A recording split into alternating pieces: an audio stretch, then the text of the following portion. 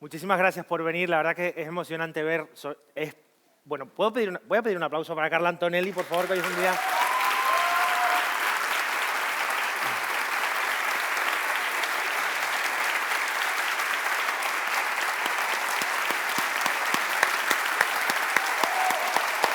Oh.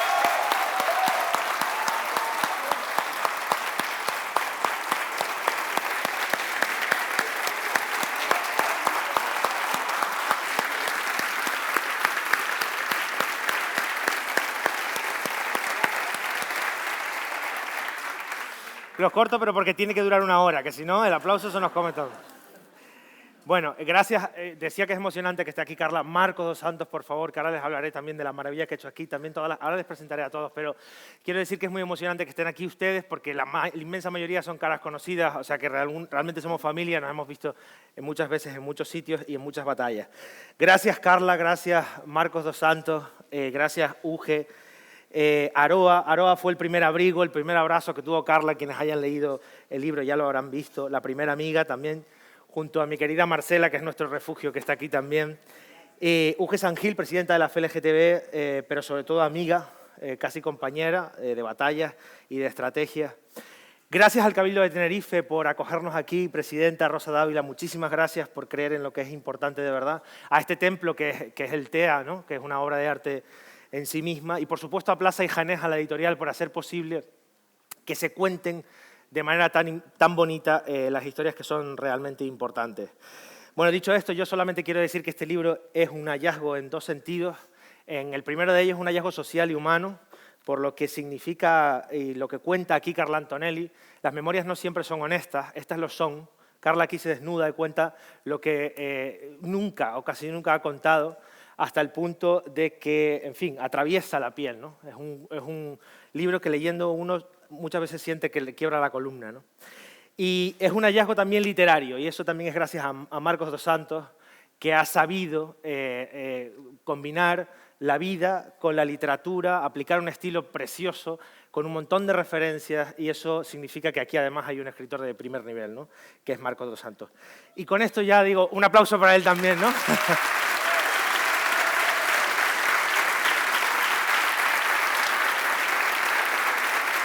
Para quien no lo haya leído, les adelanto muy breve que a Carla Antonelli, como muchos de ustedes saben, no la paró el frío, no la pararon las noches durmiendo en la calle, ni tampoco durmiendo en un nido de ametralladoras, ni en el Salto del Negro. Es que no hay sitios terribles donde quizás muchos de nosotros no hubiéramos resistido, ¿no?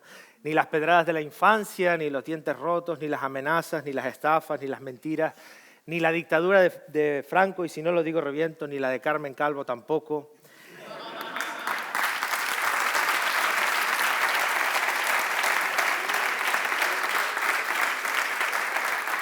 En definitiva, Carla ha tenido que inventar la vida, los océanos, todo, y la tierra, y está aquí de pie, y por todo eso quiero agradecérselo a ella. Este libro, uno aprende a reptar cuando le cortan las alas. Con este libro uno aprende que hay un volcán con muchas erupciones que se llama Carla Antonelli, que de alguna manera el 7 de julio del 2007 no recogió su DNI, recogió el DNI de todas las personas trans de este país que tienen un suelo donde pisar gracias a la lucha de Carla Antonelli y de muchas más, pero sobre todo, y eso nos trae aquí, la de Carla Antonelli. Y por eso quiero empezar con una página del libro que no me acuerdo cuál es, sí, la 158.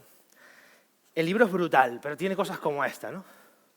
Siempre nos pegaron, desde que existimos, con puños, palabras y cadenas de hierro. Un hilo de violencia cose nuestros relatos a lo largo de la historia. Transexuales, travestis, travelos, trabas, trans, maricones pintados, bolleras con barba, ficciones de mujer.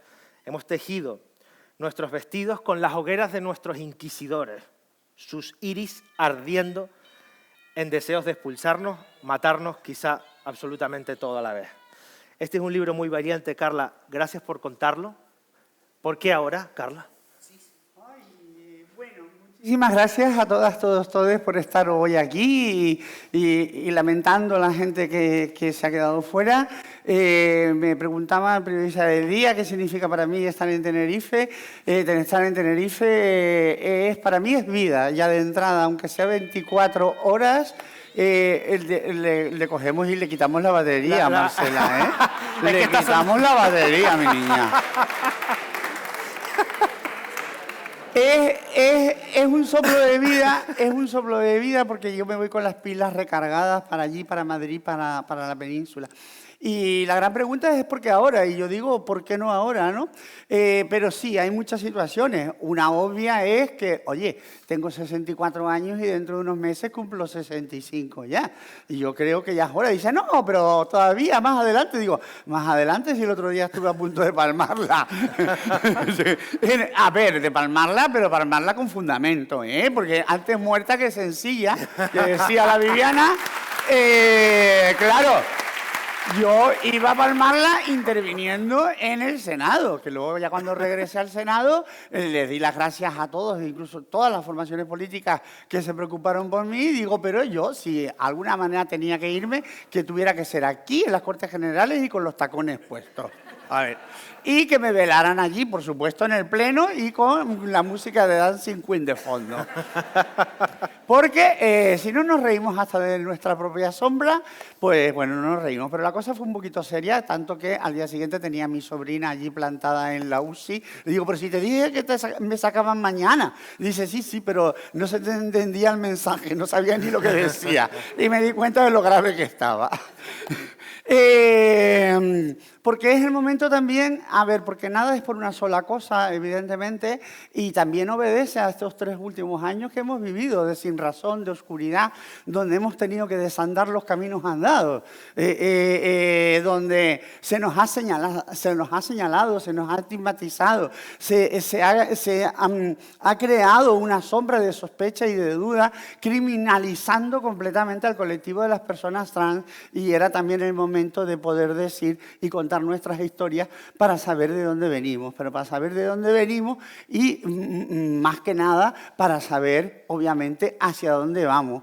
Y ahora tenemos que reconstruir eso y hacer la pedagogía suficiente, pero nunca sin perder la vista en el horizonte que tenemos que seguir avanzando en la concienciación de que no somos ni más ni menos que eso, sino que un fiel reflejo de lo que es el resto de la sociedad, y por mucho que se empeñen en buscar con lupas y microscopios electrónicos vidas singulares hiperbólicas para arrojar sobre nosotras que somos violadoras, somos asesinas y somos no sé cuántas cosas, la realidad es que somos dependientes, somos estudiantes, estamos en las calles, estamos en las oficinas, estamos hasta las Cortes Generales para ejercer el derecho a la defensa propia. Porque hasta ahora mismo no nos podíamos defender de las auténticas barbaridades que estaban diciendo sobre nosotras, nosotros y nosotres. Y en este libro son unas memorias, y si son unas memorias es para contar y para desnudar el alma también, y por una cuestión de equilibrio y de paz espiritual y de paz mental. Pero en el libro hay una moraleja que va al final, que lo importante de las historias no son como comienzan, lo importante de las historias son como terminan. Son como terminan. Y ahí todas tenemos absolutamente la posibilidad de coger el timón sobre nuestras vidas. Lo importante de las historias no son como salí de Weimar. Lo importante de las historias es como yo pude volver a regresar a Weimar y hacer una simbiosis con mi pueblo. Lo importante de las historias no es como comencé la relación con mi madre. Lo importante de las historias es cómo la finalicé, cómo ella ya en cama me dijo cuando le pregunté, ¿sabes quién soy? Y me dijo, sí, Carlota. Y al cabo de los 5 minutos me dijo, es que hay cosas que cuesta mucho entender. Pues yo soy tan resiliente que yo al final me quedo con esa cuestión. Sí. Lo importante de las historias no es que no viera enterrar a mi padre, lo importante de las historias es que al final sí lo vi enterrar cuando vi enterrar a mi madre. Sí. Entonces vamos cerrando ciclos y al final vamos encontrando la paz y el equilibrio en nuestras vidas. Pero que todo esto sirva de ejemplo y de referente para muchísimas historias que no se tienen que volver a repetir nunca jamás.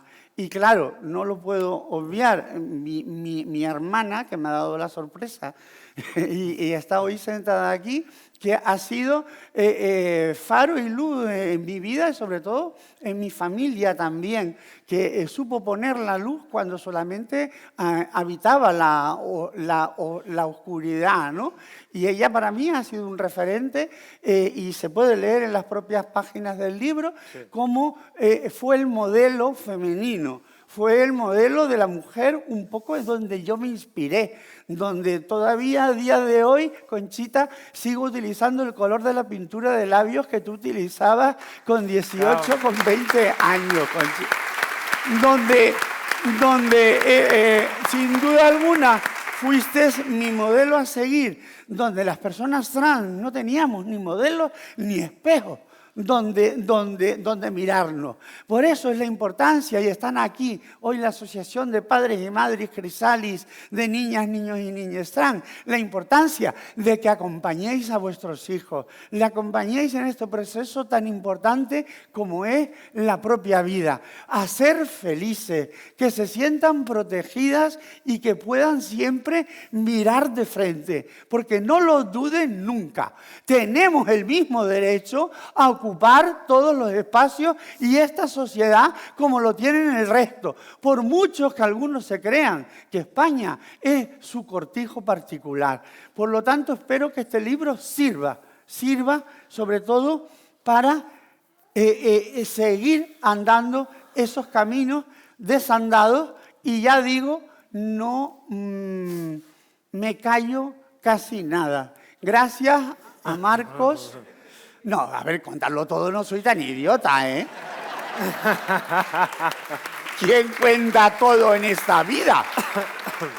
A ver, ¿quién cuenta todo en esta vida? Gracias, Marcos, por haber sido el escultor que me has ayudado a esculpir ese magma para hacer, digamos, esta construcción en el basalto solidificado. Porque, claro, sin tu mano esto no hubiese sido posible y realmente que se quede ahí, porque ya al final, como le decía a Marcos, el 6 de enero de este año, la Noche de Reyes, que estábamos todavía revisando cosas, y él, ay, por favor, Carla, necesito distancia. Yo le decía, Marcos, tú necesitas distancia, pero cuando salga el libro ya no va a haber quien lo cambie, no vamos a ir casa por casa, mire que hemos corregido esto, le damos la nueva versión. O sea, no tenía, pero incluso a última hora, decidí poner partes como las sombras del árbol que no cobija, de bajar al infierno de las drogas, de cómo salir de las depresiones. Y al final es eso, la fortaleza. La fortaleza no es la impenetrabilidad. La fortaleza es caerse como nos caemos absolutamente todas las personas. La fortaleza es saberse volver a levantar y volver a tirar de frente y convertirnos en auténticas supervivientes de nuestras propias historias. Y finalizo ya esta parte queriendo mandar un mensaje emocionado a toda la familia de Terry, amiga y compañera de los años 70, que falleció lamentablemente antes de ayer. Parece que yo vengo a dar siempre malas nuevas, porque cuando recogí el premio de la Fundación de Ayuda a Avisos, unos días antes había fallecido también mi amiga Dona. Sí, nos vamos, amigas, nos vamos, pero esperamos dejar algo de huella y que nuestras vidas, nuestras memorias, hayan servido para algo. Lo que sí les puedo decir es que cuando miro hacia atrás, con todo lo vivido, siento profundamente que todo, absolutamente todo, ha merecido la pena. Aunque sea por estar hoy aquí con todas, todos y todos ustedes. Gracias.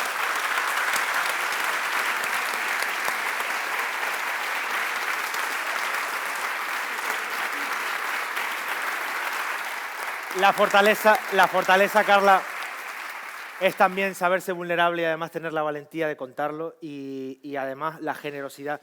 Que, por cierto, les digo, al salir, no se los dije al principio, tienen los libros aquí. Cuando se lleven ese libro se van a llevar un trocito de su alma. Yo he leído muchos libros, pero como este, muy pocos, ¿eh? Así que es un regalo que se lo lleven a casa. Y, pues, entre otras cosas, ahora estamos como en un momento muy intenso, pero una de las primeras motes o sobrenombres que tuvo Carla fue la catedrática. Porque mientras estudiaba iba con la carpetita al Parque García Sanabria. Y en el Parque García Sanabria, donde empezó a otear lo que era aquello de la libertad o la posibilidad de tenerse a sí misma, ¿no? Se encontró con Aroa y con Marcela, que no necesitan presentación porque son el refugio de todos nosotros los que estamos aquí dentro desde hace muchísimos años. Aroa, un aplauso para ella.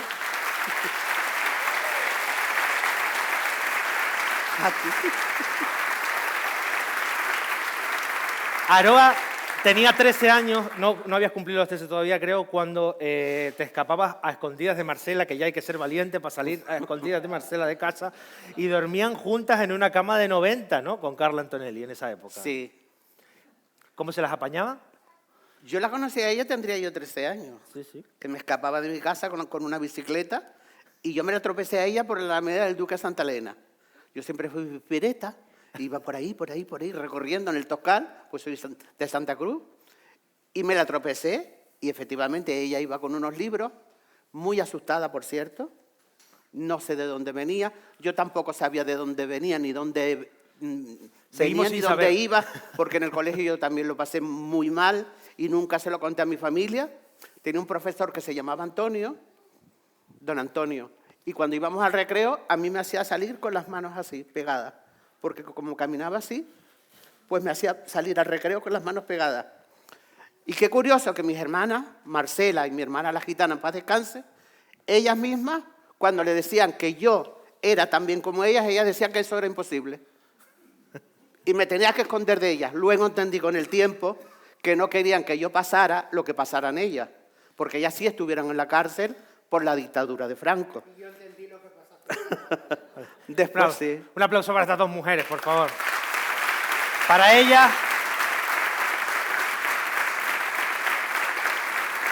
para la Manola, la Petu, la Petuda, la Luisa, Marcela, Dona, Francisca, Nina y Vargas, que fueron las primeras, las niñas que se encontraron en el Parque García Sanabria. Y ahora sigo preguntándote otra cosa, Aroa, pero quiero preguntarle a Marcela, porque hay un fragmento aquí maravilloso, que decíamos que nos emocionó muchísimo cuando llegó ese fragmento, porque dice, Marcela era un portento inevitable, alta, ancha, maquilladísima. Marcela no tenía labios, tenía bembas que atenazaban cigarros, bembas que te inundaban y que no sabía si te estaba dando un beso o un guantazo. Había dejado atrás una especie de mini zoológico cuando me la encontré a ella, la primera mujer transexual que conocí, que Carla conoció, y que por entonces ni siquiera se usaba esa categoría. Entonces, aquí se cuenta algo así como, ¿qué quieres tú? Tú, no, Carla, tú. Y dice, vengo de clase, me voy a casa. Dice, tú vienes a golifiar. Y entonces continúan caminando y le dice Marcela, y yo me lo creo, ¿te pesa el culo o qué? Marcela, cuéntanos cómo fue ese momento, ese encuentro y lo que, sobre todo, y ahora te lo preguntaré a ti también, Aroa, ¿qué significa para ti Carla Antonelli? Pues ella lo sabe porque yo se lo he comentado muchas veces, que para mí es un referente. ¿Qué te digo yo cuando hablamos con los mensajes y con el teléfono? Que es la admiración que te muestro a ti, te expreso que tengo por ti. Porque verte donde te conocí y donde estás ahora, pues para mí es un orgullo ver que una transexual pueda estar en ese puesto y más amiga mía, pues sentirme orgullosísima de ti. ¡Ole!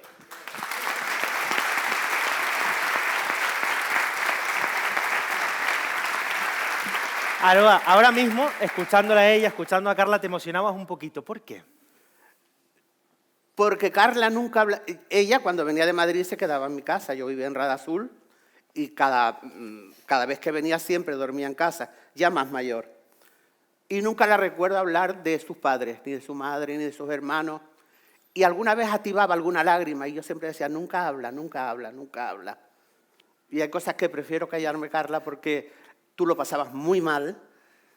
Yo te recogía en Rada Azul y te iba a llevar al puente de Rada Azul, y tu madre y tu hermana te recogían en el puente, te ibas a comer con ellas, te dejaban en el puente y yo después tenía que subir con el coche a mi casa porque no te iban a recoger ni a mi casa y te recogían en un puente. Entonces cuando me hablas que ahora ¿Estás con ellos? Pues no sé. Porque las historias no son como empiezan. Porque las historias no son como empiezan, sino las historias son como terminan, que es lo que decías ahora mismo, Carla, ¿no? Las historias son como terminan, pero las historias también son como las conducimos y las reconducimos. Y al final los muros y los techos de cristal, pues si hay que romperlos a martillazos, se rompen. Pero al final tenemos que tener esa conciencia de la voluntad, de poder cambiar las cosas y sobre todo soñar las cosas y convertir esos sueños en realidad. Yo me acuerdo la última vez, pasé el primer fin de año que pasé, yo creo que desde el 77, lo pasé en Chinguaro, allí con Lourdes, me quedé a dormir en casa Conchita. Y por la mañana del día 1, serían las 9 de la mañana, digo, voy a salir a dar una vuelta. Me dice mi hermana, ¿qué vas por el barranco? Yo voy por el barranco, yo voy por mi calle. Yo por eso tengo una calle aquí delante. Por eso tengo una calle. Y me fui y me senté allí. Pues en eso consistía todo al final, de poder convertir esos sueños en realidad y poder esos reglones torcidos enderecharlos, sea como sea, pero en cualquier caso, y hay una parte del libro donde está dedicada bien, donde se menciona bien a toda tu familia, a doña Juana, a don Esteban, de esas navidades. ¿Cómo eran esas navidades, Carla, en esa casa? Pues la hermana la gitana hacía unos brazos de gitano, valga la redundancia, haciendo honor a las gitanas, increíbles, impresionantes, y era una fiesta y donde, claro, o sea, la realidad es que yo pasaba la Nochebuena allí porque estaba imposibilitada de pasarlas en Weimar, pero al final... Y fines de año también. Pero al final tú me digas cómo son las vueltas de la vida, que pude celebrar un fin de año con mi madre antes de morir. No me acuerdo en qué año fue exactamente, pero fue en el Socorro, y que por parte de mi madre también había un ánimo de que aquello se produjera. Y lo importante es que estamos aquí contarlo, ¿no? Y que hoy yo soy feliz en ese sentido, porque cerré, y lo otro que se me quedó por el camino es que en el orden natural de la vida no hubiesen sido amigos míos en un orden natural, la parte con la que yo me dejé de hablar, punto pelota, es que no hay más. Aroa, eso era, por lo menos esos fines de año, esas navidades eran divertidas, ¿no? ¿O no? ¿Cómo eran esas? Bueno, en el fondo divertido fue todo. Hasta las noches de comisaría. Yo les veo llorando mucho, pero ustedes se lo pasaban pipa también, ¿eh? No éramos conscientes. Es verdad. De todos los peligros. Y cada día inventábamos la vida. Y por la noche nos la jugábamos. Porque venía la Policía Nacional, y porque yo no viví la policía la gris, soy más joven, pero 3 noches a comisaría, al juzgado y en la calle.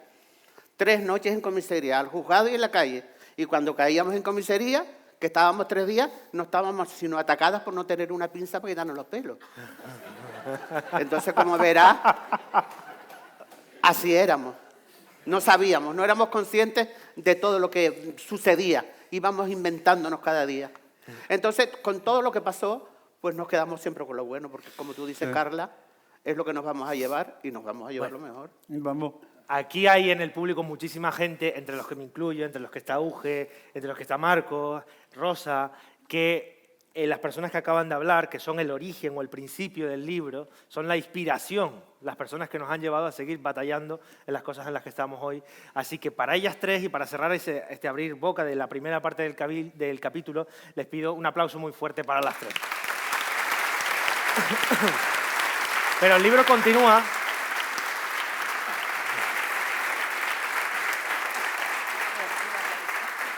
El libro continúa. Dani, solo una cosa, perdóname. Dime, cariño. Lo que contó mi hermano ahora de comisaría, yo llegué a estar meses de tantos 3 días, y una vez salí a las 11 de la noche desde 72 horas y me metieron a la 1 de la mañana con otras 72. Era un lujo para el No, ya está.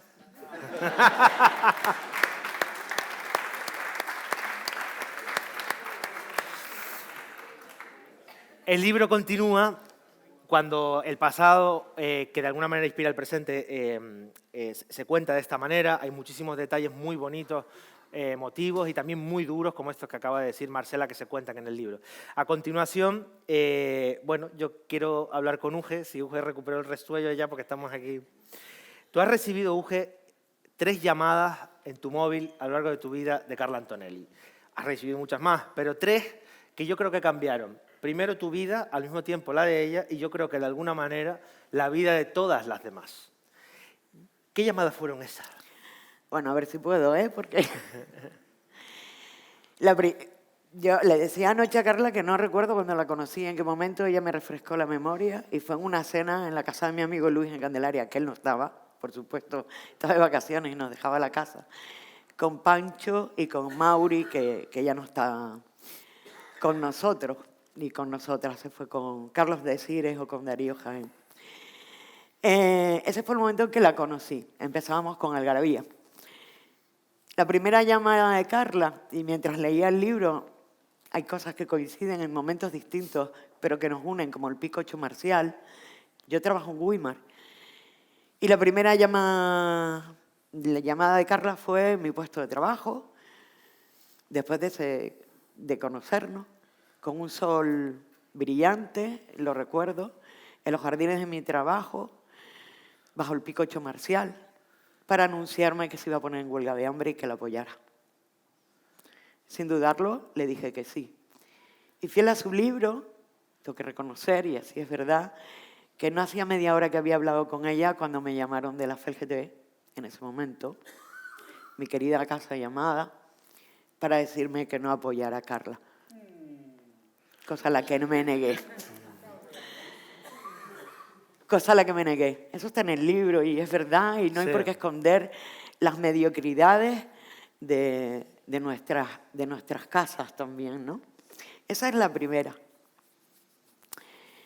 La segunda llamada fue de consejo. En el mismo año, en diciembre, el señor obispo de Tenerife... ¿Quién? El señor... El señor don obispo de Tenerife, Felipe de Sicilia, nos llamó pederastas. No creo. Bueno, pues Carla descuelga el teléfono y me llama y me dice, es el momento para impulsar más el activismo en Tenerife, salir a la calle, hablar. Un 24 de diciembre yo en La Palma, con la homofobia en mi casa, con mi madre, ¿cómo te vas a enfrentar a la iglesia? Bueno, Carla ha sido el alma también del activismo en Canarias, porque cada vez que lo he necesitado, cada vez que nos hemos necesitado, hemos estado ahí y nos hemos impulsado y nos hemos acompañado. Y la tercera llamada ya vincula más el cariño, el querer, la familia, ¿no? Lo que me has contado es que eres pariente del obispo de Tenerife. Yo no. Yo no. Aquí cada una cuenta lo que la película... No, a ver, no. No, yo soy palmera. El señor obispo también es palmero. Era familia de Mauricio Sicilia, el que murió. Pero lo que pasaba es que tenía un primo en el seminario en ese momento, y claro, pues mi primo es palmero, y el obispo le llamó y le dijo, mira, tu prima está bien. Y él le dijo, sí, mi prima está bien. No, es que yo lo siento porque, claro, somos unas enfermas.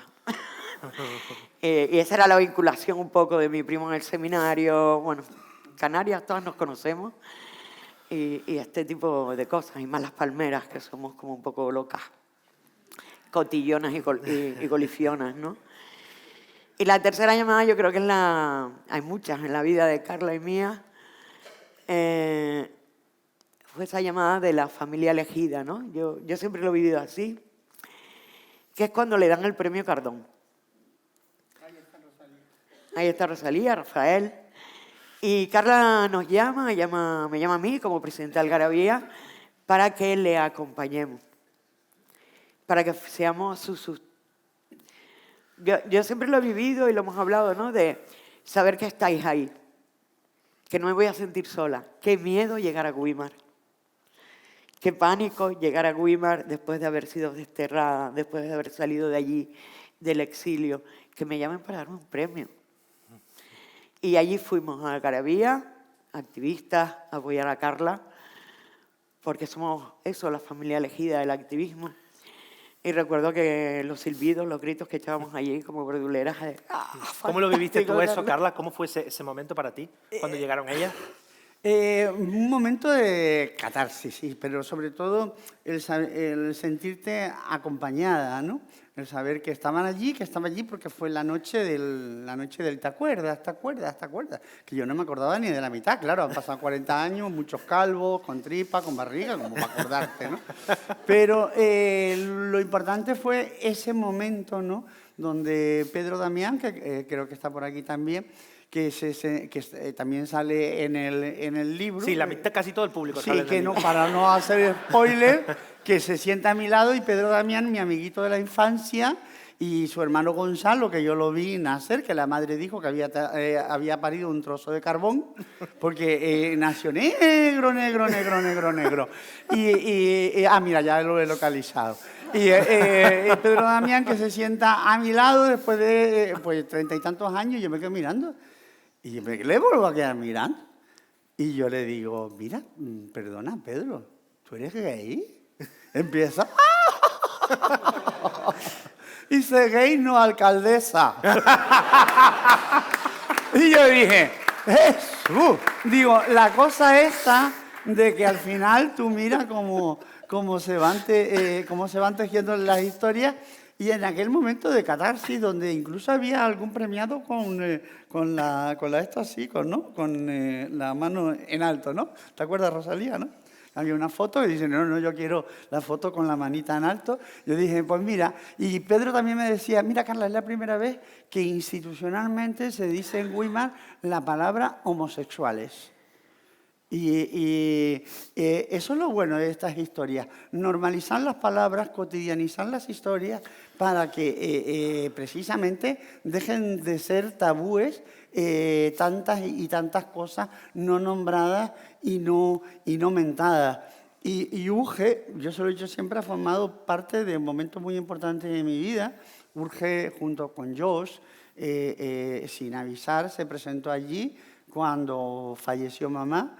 Y ellas estaban allí, llegaron y fueron hasta el propio cementerio. Entonces, bueno, pues al final, casi sin quererlo o queriéndolo, habéis estado en momentos cruciales de la vida y ya, o sea, esto ya no lo puede, me voy a inventar la palabra, desescribir nadie, lo mismo Nadie, hasta existe. nadie. Esto en lo personal, pero también en lo político, y quisiera hacer una pequeña mención de eso, porque realmente en el libro hay una mezcla perfecta, se va contando cómo la sociedad española camina, la democracia, la historia avanza al mismo tiempo que avanza la vida personal, que esto es un hallazgo también literario de Carla Antonelli, ¿no? Y por eso se entremezclan cosas como el momento en el que tú estás en el entierro de tu madre y llega Uge, por ejemplo, que es una cuestión personal tremenda, ¿no? que te inunda en ese momento, pero también cuestiones personales, como Uge se sienta en nada más y nada menos que en la Moncloa y saca lo que en el libro se llama, enseña el botón rojo, ¿no? Viene a decir algo así, tú lo dirás, Uge, mejor que yo, los derechos de las personas trans no son discutibles, o cumples con tus compromisos, o te sacamos del orgullo, le llegaste a decir, no sé si al presidente o a alguien que se lo dijo al presidente, eso desde luego. Al Calvario, ¿no? A Calvario, a su Al equipo, Calvario, sí. al equipo asesor de Calvario. No exactamente teníamos que decir te sacamos el orgullo, eso está implícito, porque a veces la amenaza oral no sirve para nada, pero Carmen Calvo sabía el Calvario, sabía que eso no era bueno para el partido, no necesariamente lo hablamos, simplemente el silencio y levantarnos de una mesa de negociación a 10 días del orgullo, con una rueda de prensa a media hora, es la que detona el botón rojo. Y 2 horas después, pues bueno, por no extenderme, ¿no? Hay una llamada de Moncloa donde se dice aceptamos la autodeterminación, sin testigos, sin psicólogos, sin psiquiatra. Antes de eso hubo una amenaza también de no hagas esa rueda de prensa, pero ahí nos mantuvimos.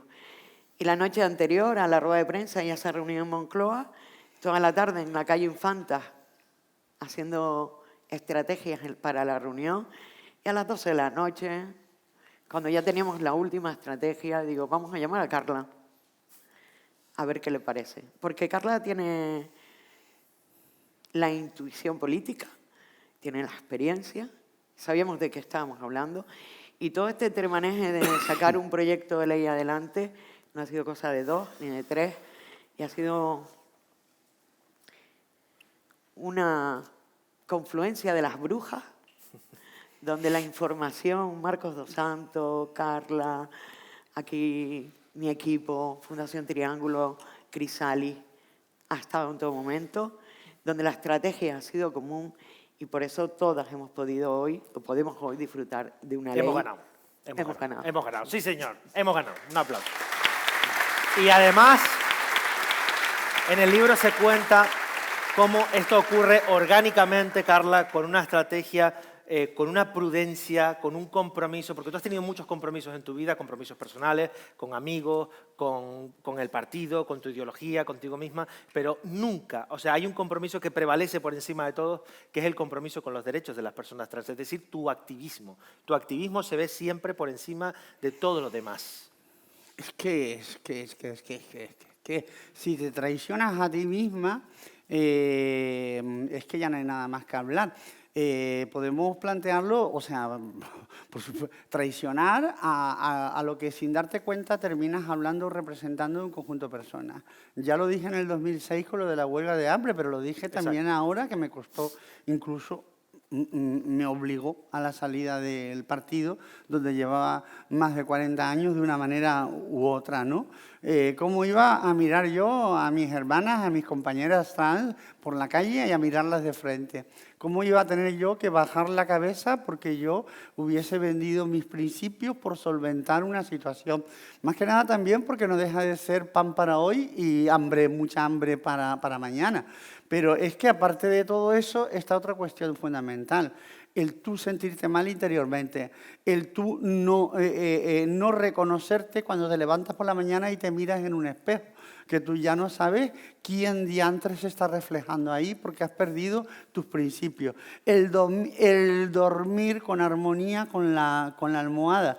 Todas estas cuestiones, y además yo soy una persona muy cerebral. O sea, yo le estoy dando ahí, yo machaca, machaca, machaca. Y si yo no me encuentro bien con las acciones que hago, pues yo realmente lo sufro y lo somatizo. Entonces, los principios es lo que yo he intentado a lo largo de toda mi vida que sean inmutables. Lo demás vamos recogiendo de aquí y de allí un poco, que es lo que nos va conformando. Pero fíjate una cosa. Si tú eres fiel a esos principios y te han regido a lo largo de toda la vida, terminarán respetándote los propios y los extraños, los propios y los contrarios. O sea, te respetarán los que piensan como tú y los que no piensan como tú. Porque si tú has vendido tus principios al mejor postor, a la menor de cambio, al final no tendrás respeto por parte de ninguno. Ni de los propios, ni de los contrarios tampoco. Y esto lo puedo decir que lo he contemplado en mi vida, en lo personal. Gente de ideologías opuestas del Partido Popular, hasta de Vox me he encontrado alguno. Que dicen, no, sí, usted tiene fama de tener principios. Digo, pues casi nada. Casi nada. Esto me lo ha dicho un director general. Digo, pues si le parece poco. Entonces, lo que siento sobre todo es armonía, esa armonía buscada y no puedo ser de otra manera porque si no sería pan para hoy, hambre para mañana. Y eso también se refleja muy bien, estas estrategias, estos caminos que guardaron con sigilo. Además hay secretos que son difíciles de guardar. A escala mucho menor sabemos que cuando conseguimos una pequeña conquista enseguida queremos llamar, cuando faltan y ustedes se han mantenido siempre férreas al compromiso. Lo importante es que esto salga y salió. Así que gracias por esa prudencia y por esa lucidez. Voy a añadir otra voz, porque hace poco te dieron el Teide de Oro aquí, Carla Antonelli, Radio Club Tenerife, y Rosa Dávila, la presidenta del Cabildo de Tenerife, hubo un momento muy bonito, Rosa, porque tú te hiciste con la bandera que llevaba Carla, ¿no? Y hiciste como tuyo este compromiso. Primero te lo quiero agradecer porque sabemos de buena tinta que no siempre es así. Y preguntarte, ¿qué te lleva a ese compromiso absoluto con el colectivo trans, con las personas trans? Uy, mi madre, yo pensé que iba a empezar por otro lado. A ver, Carla es un volcán, ¿no? Y es un estandarte. Y fue un momento para mí también de lucidez y quiero no emocionarme y agradecérselo a Carla, ¿no? Yo soy presidenta ahora del Cabildo, la primera mujer, y también entiendo la responsabilidad de mi cargo, ¿no? Pero por otro lado, estábamos en ese momento en el que Radio Club me invita a darle el Teide de Oro a un estandarte para Tenerife, para Güímar, para Canarias, para España, un símbolo de libertad y de respeto. Y Carla hizo un gesto, estaba con familia, amigos y tal, y deja la bandera trans en su silla, ¿no? Para ir a coger el Teide de Oro. Y yo me levanto, cojo la bandera y me envuelvo en la bandera para darle el Teide de Oro. En ese momento, una amiga común, que es Ana Orama, sí lo sabía y mucha gente lo sabe, pero Carla no sabía que yo tengo un hijo trans. Entonces, como madre, Carla había contado la historia con su madre, ¿no? De cómo se sentía reconfortada porque su madre en el último momento le dice que es Carla, ¿no? Que es Carlota. Y puedo llegar a ponerme en la piel de una madre que tiene miedo, que quiere que una sociedad, que quiere que su hijo sea feliz, que quiere que su hijo crezca sano, que tenga todo el derecho, sea como sea, viva como viva, decida lo que decida. Entonces, en ese momento, sobre todo era madre y sobre todo estaba siendo muy consciente de la responsabilidad política que en este momento tengo, ¿no? Y la responsabilidad de dejar un Tenerife, sobre todo, tan libre, tan respetuoso con todas las personas, independientemente de su orientación, condición sexual, la decisión de ser trans o no serlo, color de piel. O sea, digo, pero para una vida, ¿quién coño tiene derecho a decirte que no puedes ser libre y ser lo que sea? Bravo.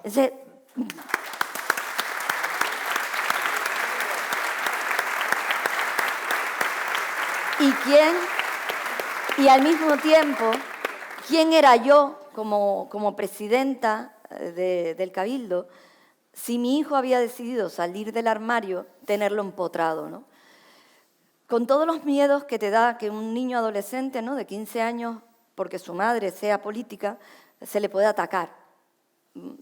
Y así que todos esos miedos se me venían a la cabeza, pero creo que la libertad, aquella bandera y subirla y envolverme significaba: no voy a meter a mi hijo en un armario en el que no quiere estar y no va a sufrir que su madre Bravo. sea política.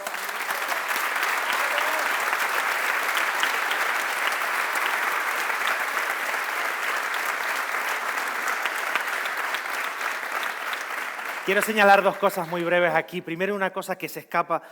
Claro, yo soy, entre otros defectos, soy periodista, entonces diariamente convivo con políticos de distintos signos que normalmente no llegan, no hay consensos que estén por encima. A mí me emociona que aquí esté Ana Orama, Sí. Rosa Dávila, y que el consenso por el que ha peleado toda su vida Carla Antonelli no sea discutido por encima de los grandes partidos que gobiernan y representan a la sociedad. Así, aquí, que por eso muchísimas gracias.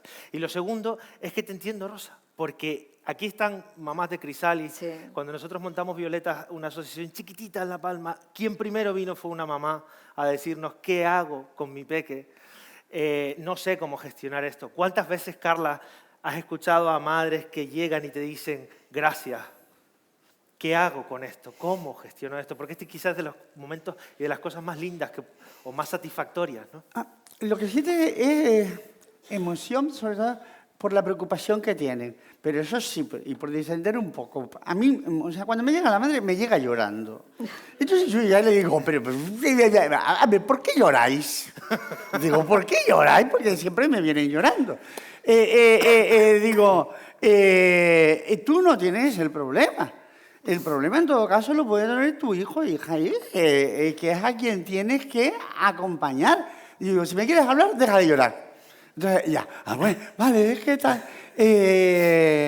Y luego, pues bueno, hay una cosa que aquí no hay que perderle el hilo.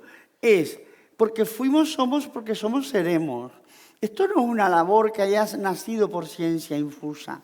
No sé qué edad tienes, pero seguro que tienes muchísimos menos que yo. No tanta, Aquí ha habido una evolución desde los años 70, finales de los 70, desde que se abrió la censura, acabó la dictadura, donde empezamos a visibilizarnos las personas trans y niñas y niños que en un futuro iban a ser madres y padres, ya estaban viendo esa visibilización en este país. Entonces ya empezó a haber una concienciación. Y claro, dentro del orden de la naturaleza que va a suceder, muchos de esas niñas y niños fueron padres y tuvieron hijos. Entonces ya tenían esa conciencia de que hay que acoger a los hijos y de que hay que amarlos y respetarlos. Entonces es la sensación de que algo bueno se habrá hecho cuando desde hace unos 10 años, ya no llevo el control, más o menos, que aparece Crisalis de padres y madres que salen en televisión diciendo yo por mi hijo mato. Y yo a mi hijo lo voy a defender. No nos olvidemos que no hasta hace mucho era una vergüenza. Era una vergüenza tener una hija o un hijo trans. Y era una vergüenza hasta el punto de que las cosas se tenían siempre calladas y por debajo de las alfombras. Y que de pronto, el día que salió una madre diciendo que tenía una hija trans y que la estaba defendiendo, descolocó a medio país. Porque supuestamente era algo de lo que se tenían que avergonzar. Y de pronto, afortunadamente, ya son tantas las madres y los padres que salís en defensa de vuestros hijos que ya se ha vuelto cotidiano. Y entonces aquella labor que se hizo hace 40 años y poco a poco, ahora ustedes han tomado un relevo que es un relevo mucho más poderoso, es un relevo mucho más visual. Ustedes cogiste el relevo de las personas transvisibles, pero ahora están cogiendo el relevo niñas y adolescentes que mañana, dentro de unos años, van a ser padres y van a tener hijos trans. Y ya saben que hay familias que lo normal y lo natural, ¿verdad, querida? Olga, lo normal y lo natural es quererles, amarles y acompañarles a lo largo de toda esta vida. Y si encima es presidenta del Cabildo, pues ya no te digo nada. ¡Ole! Un aplauso. Mira, Javi, a ver, Carla también es política, o sea, es una mujer política, fue la primera mujer trans en las Cortes Canarias, que eso nos hace sentir muy orgullosas, y yo viví también la aprobación de la ley trans aquí en Canarias, que también fue todo un proceso, ¿no? Y lo viví y lo vivo en paralelo en el momento en que mi hija empieza a identificar que quiere ser chico, que se siente de una manera y a transitar, ¿no? Entonces, la ley empieza a desarrollarse en el Parlamento al mismo tiempo que yo vivo toda esta experiencia, y aquí hay gente del Partido Popular y lo quiero también destacar, y recuerdo que llevaban 3 discursos, ¿no? Porque lo habían vivido también conmigo en aquel Parlamento, o con mi hijo, el proceso de transición durante esos 2 años que se tramitaba la ley.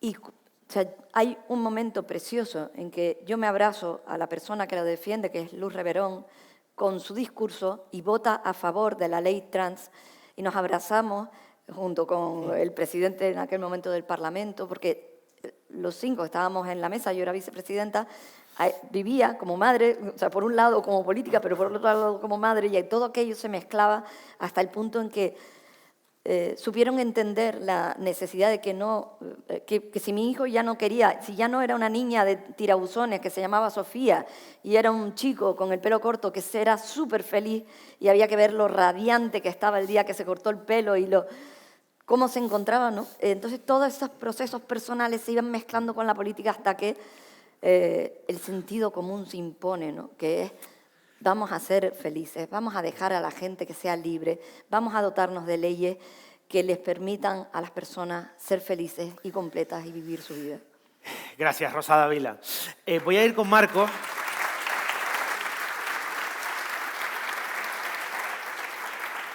Pero antes, precisamente por esto de la familia, sé que hay un momento del libro, lo estaba buscando pero no lo encuentro, en el que mencionan que ellas, tanto Marcela como Aroa, nacieron y crecieron en una familia en la que ustedes desde muy chiquititas fueron mujeres trans y fueron una familia que les acogió, es decir, que realmente es un anacronismo, es una historia tremenda, ¿no? Que además se cuenta desde el principio porque ustedes pudieron y fueron queridas, aceptadas en su familia, ¿no? ¿Cómo fue eso? ¿Cómo, en aquel momento, además, Aroa, ¿no?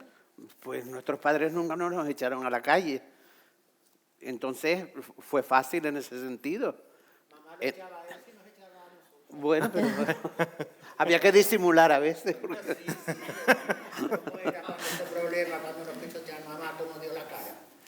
Sí, pero fue todo bonito. Fue todo bonito.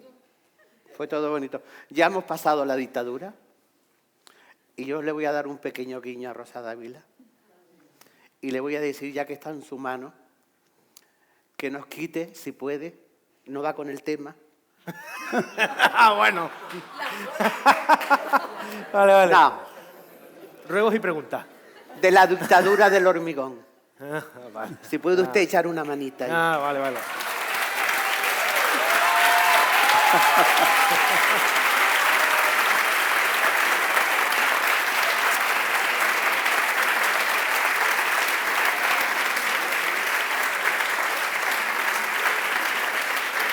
El libro, gracias Aroa, gracias Marcela. El libro tiene además una parte, como decía desde el principio Marcos, que es fundamental. Es un libro escrito a 4 manos. Ustedes lo dicen porque están escritos realmente... a mí me interesa mucho, Marcos, como decía al principio, es una co-creación artística. Tú te has inspirado en otros libros y han conseguido hacer un libro en el que hay una sola voz. Pero al mismo tiempo yo decía que tú apareces de alguna manera, tu mirada sosteniendo cada página y cada argumento y ayudando a crear la historia junto con ella para que realmente sea justa a lo que pasó y tenga la función que tiene, efectivamente, que es transformar esta sociedad. ¿Cómo fue ese proceso de creación? Y nunca se tiraron el libro a la cabeza o estas cosas que seguramente pasan. ¿Se me escucha? Sí, ¿no? Bueno, lo primero, perdón si me trabo, porque Carla Antonelli será la mujer volcán, pero yo ahora mismo soy el niño esfínter. De los nervios, de la emoción, de la lagrimita, de la intensidad de la gente que hay aquí tan portentosa y de la gente del público. Muchísimas gracias por abarrotar este TEA, que se ha quedado gente fuera. Madre mía, qué fuerte. Sí. Pero hacemos otra, no te preocupes. Hacemos otra. Como Taylor Swift, ¿no? Que cuando se peta anuncia otra gira. Bueno, imagínate el proceso y el gran hermano que hemos tenido Carla Antonelli y yo, 25 horas de entrevista y de transcripción, mucha influencia literaria que he tenido que aprender sobre la marcha, porque este es mi segundo libro publicado, pero el primero no tenía nada que ver, que además Carla se lo leyó, el primero iba de azafatas alcohólicas de Winter que secuestraban aviones.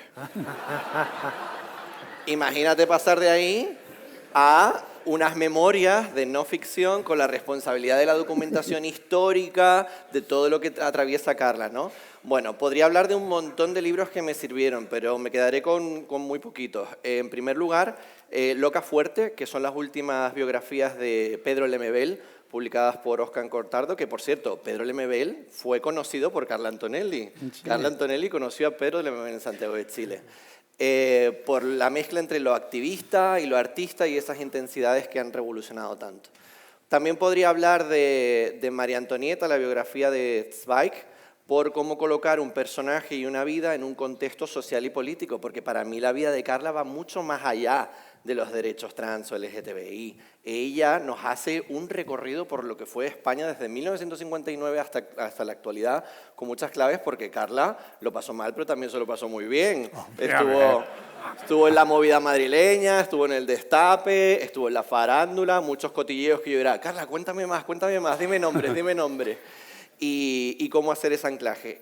Y también hablaría de la hermana menor, publicado por Anagrama, escrito por Mariana Enríquez, que es la biografía de Silvina Ocampo, una escritora argentina muy importante. Yo el año pasado estuve en Argentina, este libro tiene también mucho acento porteño, y la biografía de Silvina Ocampo habla de una cosa muy interesante que son los vínculos afectivos y amorosos, no solo de las parejas, de las amantes, de las intensas Pizarnik que están enamoradas de Silvina Ocampo, también de la familia, que es un temón en este libro, un tema espectacular que cuando Carla me contaba, yo como escritor dije, wow, o sea, esto es un archipiélago de apegos feroces donde hay un material espectacular y conectando con la pregunta que me hacía sobre los roces y esto y lo otro, fíjate, Carla fue súper generosa en lo estructural, en lo artístico, en lo estilístico, en las idas de olla, en las referencias pop que siempre tenían que ver con las canciones que ha escuchado Carla.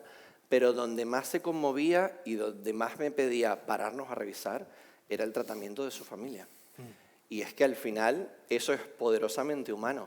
Y es que al final la historia de Carla no solo son unas memorias de transexualidad y derechos LGTBI, derechos civiles, que está muy bien, fenomenal. Para mí, Carla Antonelli es un personaje vivo de la literatura universal. Es un personaje canario, trascendental, internacional. Es una cataiza contemporánea que atraviesa los océanos atlánticos.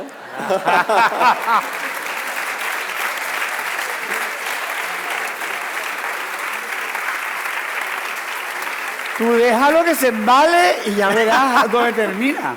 Voy a comisión, se nota que soy autónomo, ¿no? No, total, que imagínate, pues intermediar todo eso y hacer algo muy bonito, con mucho respeto, pero con riesgo. Yo pinchaba a Carla y Carla también me pinchaba a mí y al final creo que ha salido un magma único y espectacular. Sí, voy a hacerles una última pregunta y quiero también hacerte a ti, Carla, una reflexión al final leyendo algo de aquí, pero les quiero recordar, porque este libro, aunque aquí estamos hablando de muchas intensidades y nos estamos riendo, está lleno de píldoras de humor que te partes. O sea, que además yo quiero que me cuenten cómo fue ese momento entre los dos, ¿no? Por ejemplo, cuando Carla sale de una depresión muy honda en Benidorm, que la llevó casi incluso a quitarse la vida, y cuando se está recuperando, dice, venga, me voy a reír. Y entonces viene una guiri que no sabe nada de español y le pregunta, oye, ¿cómo pido una copa? Dice, se dice, tienes que ir a la barra y decirle, Manolo, tócame el coño. Y la guiri va y lo hace, ¿no? O, por ejemplo, cuando creo que el cura de Arafo, que no sé qué pinta... Pero espérate, porque era el chiringuito ahí en Benidorm, era que para pedir una cerveza había que hacer cola y era como, no sé si era inglés o italiano, ¿cómo se dice? Una caña. Digo, Manolo, tócame el coño. Entonces la otra desde atrás era, Manolo, tócame el coño. El Manolo, que me vio detrás, ¡Carla! Como sabía que había sido yo. Sabía que había sido tú, ¿no?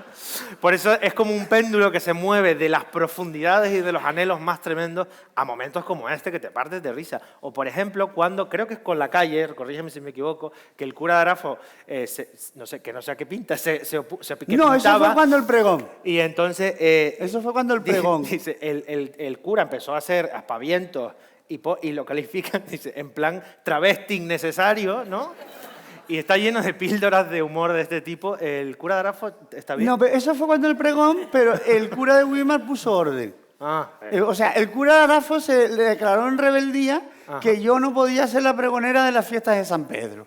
Y quería, por ahí saben bien la historia, y quería llamar a la sublevación a la población que yo no podía hacer. El cura de Weimar en ese momento puso orden, pero es que por lo visto luego hizo un sermón que empezó con Sálvame, Sálvame, claro que, o sea, un sermón empezando con Sálvame, que es la canción de una mujer trans por excelencia visible en España como Viviana Fernández. Todo aquello se convirtió un poco en surrealista, ¿no?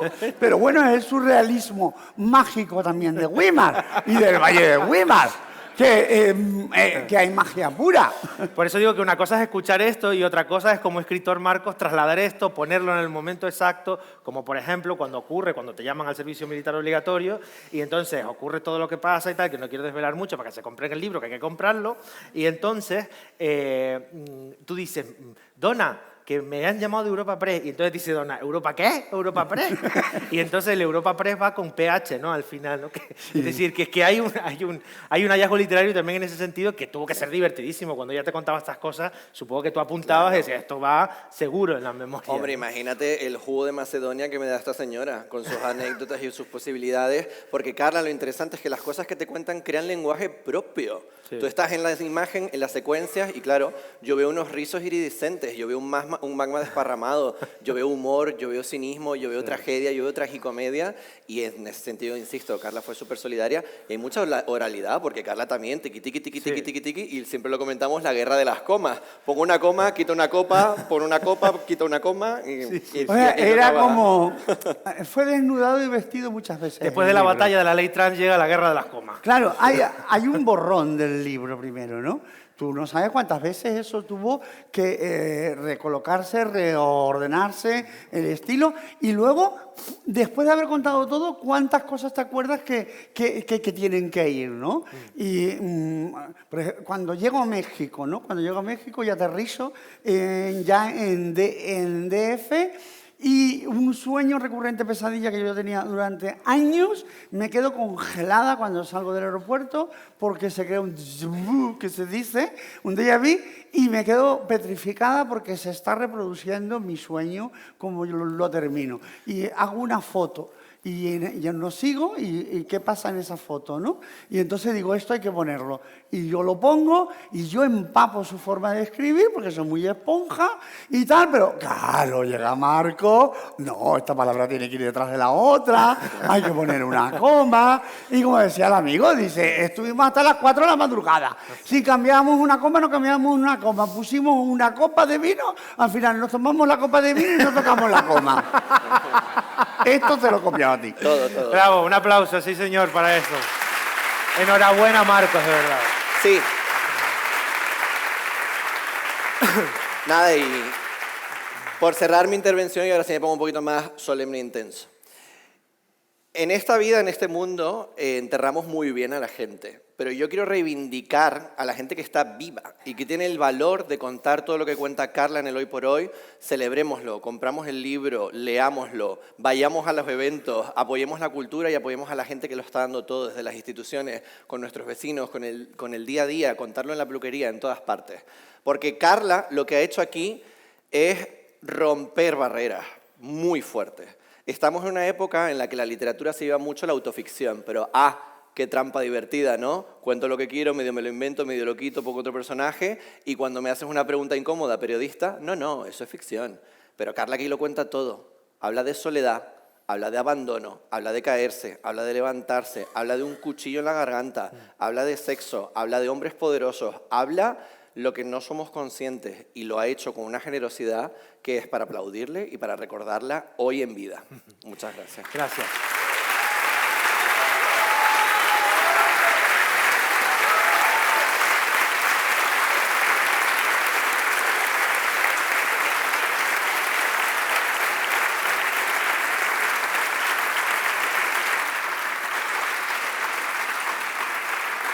Pues vamos a terminar ya para que puedan recoger. Quiero que Carla haga el turno de cierre. Quiero agradecer, Marcela, de verdad, muchísimas gracias, cariño. Gracias, Aroa. Síganla, Aroa Hilton en Facebook, se mean, lo más grande.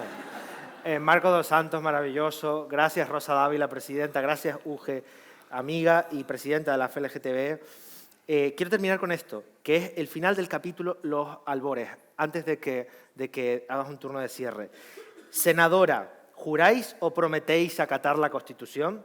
Había llegado el momento más espectacular e inimaginado de mi existencia, dice Carla. Ataviada de blanco y rosa, atravesé la alfombra de la Cámara Alta, pensando en las décadas, los dolores, los deseos. Recordé las pedradas del colegio, los dientes rotos en Tenerife, mi cuerpo de menor a merced de los hombres deprimentes. Recordé las noches de hambre y frío en Las Palmas y en Madrid, un pecho derretido, un cuchillo en mi cuello y las ganas de tirarme por un balcón. Recordé a los amigos y a los amantes asesinados por el SIDA, la purpurina y los métodos del drama, todas las versiones de mamá y el olor de sus garbanzas compuestas, la pequeña bolsa de terciopelo con cachitos de mi padre. Recordé el sabor a salitre, a desamor y a euforia, las sonrisas evaporadas de todas las que me empujaron para que yo pudiera trepar el basalto caliente del volcán que transforma la vida, la tierra y los océanos. Todo eso recordé el 13 de julio de 2023, el día que cumplí 64 años y me convertí en senadora.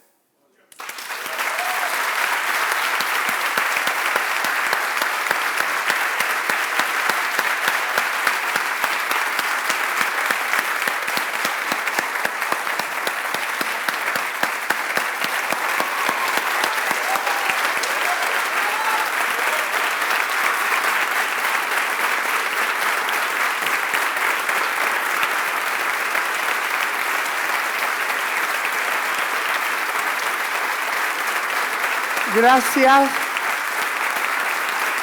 Gracias.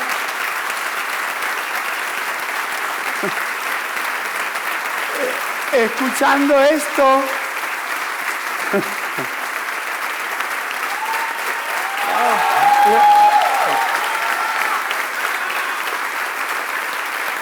gracias. Una foto por mi cabeza.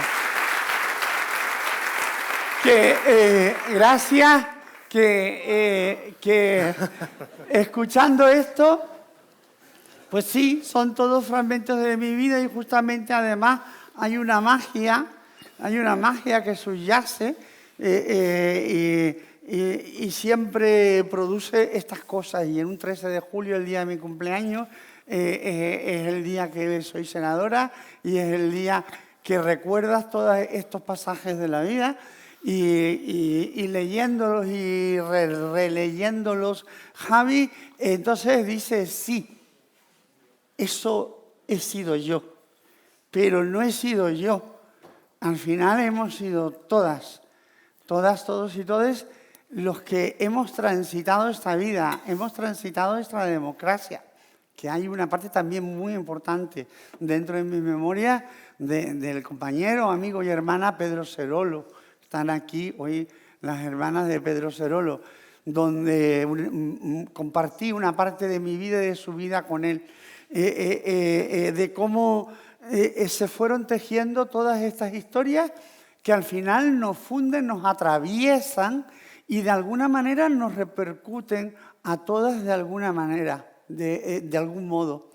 Podemos ser muy distintas, podemos ser altas, bajas, gordas, flacas, feas, guapas, pero hay algo que nos une. Hay algo que nos une y que nos atraviesa. Las violencias machistas. El sentir que a lo mejor nos convierten en nada. Nos sentimos basura. No sentimos ni ánimos para seguir adelante. Tenemos que implorar por nuestras vidas. Nos ponen un cuchillo en el cuello.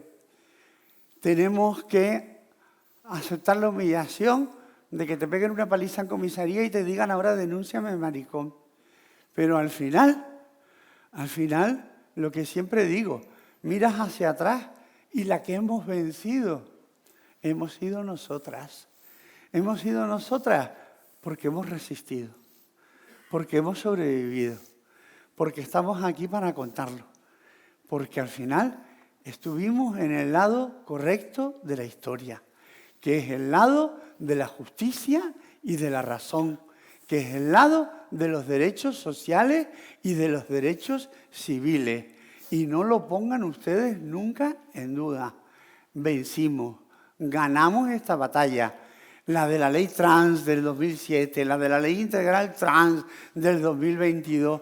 Y vamos a seguir peleando para ganar todas las batallas posibles. Y entregamos, digamos, el testigo a todas las nuevas generaciones para que lo defiendan y lo defendáis con uñas y dientes, que no nos arrebaten ni un solo derecho.